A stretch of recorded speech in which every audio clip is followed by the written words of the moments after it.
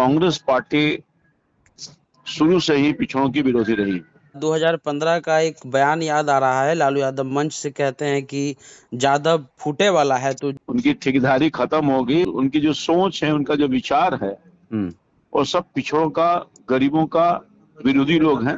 गरीब तबके के लोगों ने देने का काम किया, ताकत दिया, मगर उनके ताकत से वो उनका शोषण किए, उनका हक मारी किया, उचित प्रतिनिधित्व नहीं दिया।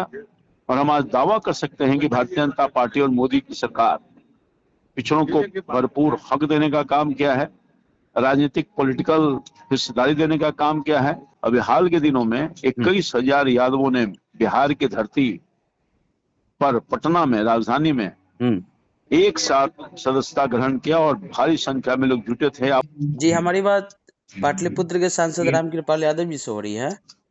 हाँ, बिल्कुल, मैं बोल रहा हूँ। जी सर, द इंटरव्यू इंडिया से सनी यादव बोल रहे हैं। कह रहे थे सर कि अभी मध्य प्रदेश में मोहन यादव जी को चीफ मिनिस्टर बनाया गया है, और इस चुनाव में मध्य प्रदेश, छत्तीसगढ़, राजस्थान में ये बार बार राहुल गांधी ने कहा कि ये सरकार जो है वो ओबीसी, एससी, एसटी विरोधी है। कितना सचिव है, कितने क्या है, उसका डाटा सरकार दे। तो इस फैसले को आप कैसे देखते हैं? सबसे पहले तो मोहन यादव जी को भारतीय जनता पार्टी ने मध्य प्रदेश के मुख्यमंत्री बनाने का निर्णय लिया है। विधायक दल के बैठक में उनको नेता चुन लिया गया है, इसलिए मोहन जी को और सभी भारतीय जनता पार्टी के कार्यकर्ताओं को शुभकामना और बधाई, अपने नेतृत्व को बधाई, आदरणीय यशस्वी प्रधानमंत्री जी को बधाई, जेपी नड्डा, अमित शाह जी को बधाई। और निश्चित तौर पे एक भारतीय जनता पार्टी केवल कहती नहीं है, करके दिखाने का काम की है। और विगत जहां तक मैं 2014 से 2024 तक जो आ रहा है, पिछले 10 सालों में मैंने देखा है कि समाज का जो उपेक्षित वर्ग है, चाहे वो पिछड़ा है, दलित है, आदिवासी है, और चाहे अन्य दूसरे जाति के गरीब लोग हैं, सबके लिए काम किया है। और मैं समझता हूं कि इसी का कारण है कि आज देश के हर वर्ग, हर तबका भारतीय जनता पार्टी पर विश्वास कर रहा है और मोदी जी के गारंटी पर विश्वास कर रहा है। जहां तक आपने सवाल किया कांग्रेस पार्टी, राहुल जी के बारे में, मैं बिल्कुल स्पष्ट कहना चाहूंगा, राजनीतिक जीवन का लंबा वक्त मैंने गुजारा है। सामाजिक कार्यकर्ता के हैसियत से मैंने एहसास किया है, कांग्रेस पार्टी शुरू से ही पिछड़ों की विरोधी रही। स्मरण हो अभी हाल के दिनों में, जब पिछड़ा वर्ग को संवैधानिक दर्जा नहीं दिया जा रहा था, तो मैं साक्षी हूं कि मैं 10 बार कांग्रेस के मुख्यमंत्री, प्रधानमंत्रियों से मिला होगा, मगर किसी ने साहस नहीं किया कि पिछड़ा वर्ग को वो संवैधानिक दर्जा दिया जाए और उसको न्याय किया जाए, न्याय के साथ न्याय किया जाए। मैं लगातार मैं मिला पीवी नरसिंह राव जी से, मैं मिला इस इशू को लेकर। जितने पिछड़े वर्ग के जो सांसद थे, सभी दल से ऊपर उठ करके कांग्रेस पार्टी के भी लोग जाया करते थे। मनमोहन सिंह जी से मिला और हर जगह निराशा हाथ लगी।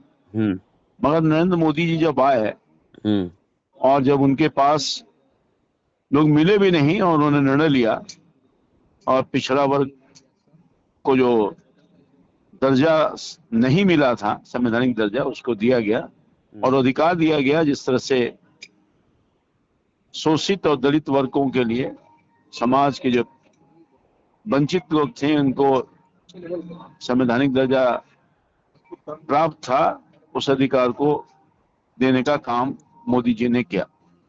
और यही नहीं, आपने स्मरण होगा देश की जनता को, बिहार की जनता को खास तौर पर, जब काका कालेकर की रिपोर्ट आई थी पिछड़ा वर्ग के उत्थान के लिए, रिजर्वेशन के लिए, न जाने वर्षों तक वो सड़ता रहा, ठंडे बस्तों में डाला गया। और बीपी मंडल जी, जिनके अध्यक्षता में पिछड़ा वर्ग बना था, और वो पूरा का पूरा आयोग, पिछड़ा वर्ग आयोग जी, और जब रिपोर्ट दिया था पिछड़ों के आरक्षण की व्यवस्था के लिए, उसको भी कांग्रेस पार्टी ने ठंडे बस्ते में डालने का काम किया। हाँ। और बिल्कुल उनकी जो सोच है, उनका जो विचार है, और सब पिछड़ों का, गरीबों का विरोधी लोग हैं। सत्ता लगातार 60 वर्षों तक आजादी के बाद ही प्राप्त गरीब तबके के लोगों ने देने का काम किया, ताकत दिया, मगर उनके ताकत से वो उनका शोषण किए, उनका हकमारी किया, उचित प्रतिनिधित्व नहीं दिया। और हम आज दावा कर सकते हैं कि भारतीय जनता पार्टी और मोदी की सरकार पिछड़ों को भरपूर हक देने का काम किया है, राजनीतिक पॉलिटिकल हिस्सेदारी देने का काम किया है, और हर तरह का वो सुविधा जो वंचित समाज, पिछड़ा समाज, अति पिछड़ा समाज या जो दलित समाज के लोग थे, उनके जीवन को सहज करने के लिए, जीवन स्तर को ऊंचा उठाने के लिए भारत की सरकार ने योजनाओं के माध्यम से एक अभूतपूर्व काम किया है, चाहे वो किसी वर्ग और तबका का लोग। लेकिन खास तौर पर अभी हाल में ही आदिवासियों के लिए एक महत्वपूर्ण कार्य किया है। बाबा भीमराव अंबेडकर, जो कांग्रेस हमेशा इसका विरोध करती रही है, उनको भी पंच तीर्थ स्थल लाखों करोड़ रुपया खर्च करके ऐतिहासिक काम किया है।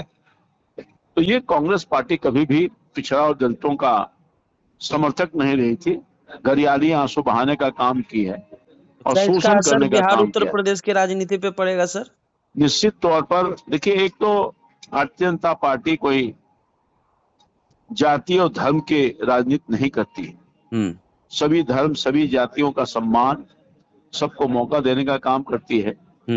और ये संदेश गया, आपने देखा ये 3 राज्यों में जो मुख्यमंत्री का चयन किया गया, आपने देखा होगा, जहां महामहिम राष्ट्रपति के रूप में श्रीमती मुर्मू जी को राष्ट्रपति का पद मिला, वहीं उसके पहले दलित वर्ग से रामनाथ कोविंद जी थे। और अब तो और भी छत्तीसगढ़ में आपने देखा होगा, जहाँ छत्तीसगढ़ में मुख्यमंत्री आदिवासी के बेटा को मिलता है मौका, वही पिछड़ा वर्ग के बेटा को, मोहन यादव को मध्य प्रदेश में मिलता है। तो ये भारतीय जनता पार्टी की सोच है। और वो जो हमारे विरोधी थे, जो कहते थे कि पिछड़ा विरोधी हैं, दलित विरोधी हैं, आदिवासी विरोधी है सरकार, उनको मुंह की खानी पड़ी है। और भारतीय जनता पार्टी के नेतृत्व ने एक कदम उठा करके मोहन यादव को बना करके पिछड़ा समाज में बहुत ही बड़ा संदेश देने का काम किया। लेकिन सवाल यह है सर कि क्या जो खास करके जो मेजोरिटी वोटर हैं, चाहे उत्तर प्रदेश हो चाहे बिहार हो, यहाँ पर यादवों की संख्या अच्छी खासी है, तो क्या ये मूव करेंगे बीजेपी की तरफ? क्योंकि वोट और परसेंटेज देखा जाए तो काफी कम रहता है बीजेपी की तरफ यादवों का वोट, तो क्या मूव करेंगे वो? पिछले दिनों आप लोगों ने कार्यक्रम भी किया था। देखिए, मैं आपको साफ तौर पर कहना चाहता हूँ, आपने ठीक ही याद दिलाया। अभी हाल के दिनों में 21 हजार यादवों ने बिहार की धरती पर, पटना में, राजधानी में एक साथ सदस्यता ग्रहण किया और भारी संख्या में लोग जुटे थे। आप उसके गवाह हैं, आप उसके साक्षी हैं।